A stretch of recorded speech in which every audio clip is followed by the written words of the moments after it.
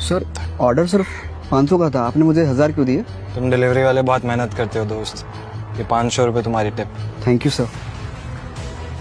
इधर अभिनव उस pizza box को ध्यान से देख रहा था। उसे याद नहीं आ रहा था कि उसने आखिरी बार पिज्जा कब खाया था। वैभवी और अपने लिए घर लेने के चक्कर में उसने अपनी कितनी इच्छाओं को मारा था, इसका एहसास उसे आज हो रहा था, लेकिन अब वो रुकने वाला नहीं था।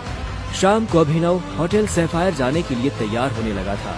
उसने ग्रे कलर की शर्ट और ब्लैक कलर की पैंट पहनी थी। अभिनव के पास पहनने के लिए इससे अच्छा और कुछ नहीं था। जैसे उसने होटल को बाहर से देखा तो देखता ही रह गया। उसने आज तक इतने बड़े होटल को इतने पास से नहीं देखा था। रुको, अंदर का जा रहा है? अंदर ही जा रहा हूँ, क्या दिक्कत है? अंदर जाना है तुझे?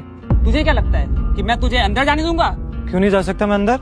अभिनव समझ गया था कि चीफ सिक्योरिटी ऑफिसर उसके कपड़े देखकर उसे जज कर रहा था। सुन, मैं तेरे जैसे लोगों को बहुत अच्छे से जानता हूँ, फालतू का तमाशा मत कर, निकल यहाँ से। कैसे जानता है तू मुझे?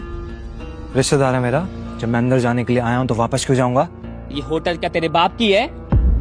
बोलना। ये सुनते ही अभिनव का माथा गर्म हो गया, लेकिन उसने गुस्से में कुछ नहीं किया। वो शांत रहा ताकि लोगों का ध्यान उसकी तरफ ना जाए। अभिनव 2 कदम पीछे हटा और उसने फोन निकालकर अकरम को फोन मिला दिया। हाँ टाइगर, कहाँ पहुँचे? मैं ये होटल की एंट्री पे हूँ अकरम। हमारा टेबल नंबर क्या है? Table number? अरे मैं इस होटल का मालिक हूँ, मुझे टेबल बुक करने की जरूरत नहीं है। तुम अंदर जाओ, आराम से बैठो, बस मैं पहुँचने ही वाला हूँ। मैं अंदर नहीं जा पा रहा हूँ। यहाँ पे कोई ये सिक्योरिटी वाला खड़ा है, वो कह रहा है कि मेरे जैसे इंसानों को अंदर नहीं जाने देता है। वो नहीं, ये कथा। तुम एक काम करो, बस 10 मिनट में मैं पहुँचने वाला, तुम वेट करो, ठीक है? और ये इस ऑफिसर की वजह से मैं तुमसे माफी मांगता हूँ। ठीक, नहीं कोई बात नहीं। क्यों, बहुत हीरो बन रहा था ना? मैंने कहा था मैं तुझे अंदर जाने नहीं दूंगा। अगर प्रधानमंत्री को भी कॉल करेगा ना तब भी नहीं, समझा? चल निकल यहाँ से।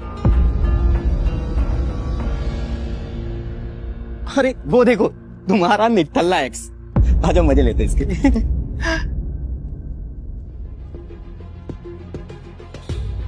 इसे मैंने अपना बॉयफ्रेंड कभी माना ही नहीं। वैसे भी मैं अपनी से छोटे लोगों से बात नहीं करती, मुंह नहीं लगती, उन्हें बॉयफ्रेंड क्या बनाऊं?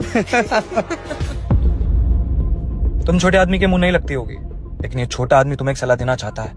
इंसान की पहचान उसकी जुबान से होती है। जुबान संभाल के बात करो, वरना किसी दिन यही जुबान तुम्हारी जान ले लेगी। वाह, क्या बात कही है। ताली बजाओ। Very nice. तो फिर तुमसे तुम्हारे पैर क्यों नहीं संभाले गए?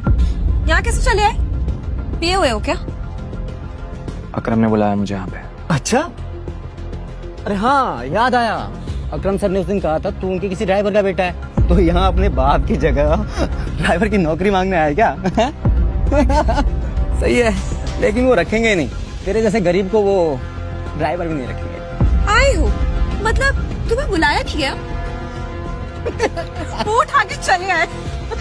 भिखारी कहेंगे। आया नहीं हूँ, बुलाया मुझे, अकरम ने बुलाया है। मुझे पता ही था ये कोई पागल है।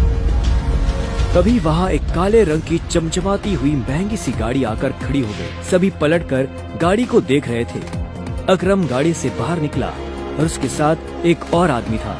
वो देखने में लंबा चौड़ा और मजबूत था। वो और कोई नहीं बल्कि बलराज था। वो एक बहुत ही फेमस कपड़ों की कंपनी का मालिक था और साथ ही द माफिया किंग का एक मजबूत पिलर। उसे देख अभिनव की आंखें खुली की खुली रह गई। उसने बलराज के बारे में सुना था। क्या आपको सच में लगता है मुझे बलराज जी से मिलना चाहिए? उसे तस्वीरों में देखा था, लेकिन तस्वीरों में देखने और सामने से देखने में जमीन आसमान का अंतर नजर आ रहा था। उसके मन में ये सवाल उठ रहा था कि आखिर बलराज उससे क्यों मिलना चाहता था। आगे की कहानी जानने के लिए नीचे दिए गए लिंक से डाउनलोड करें पॉकेट FM ऐप।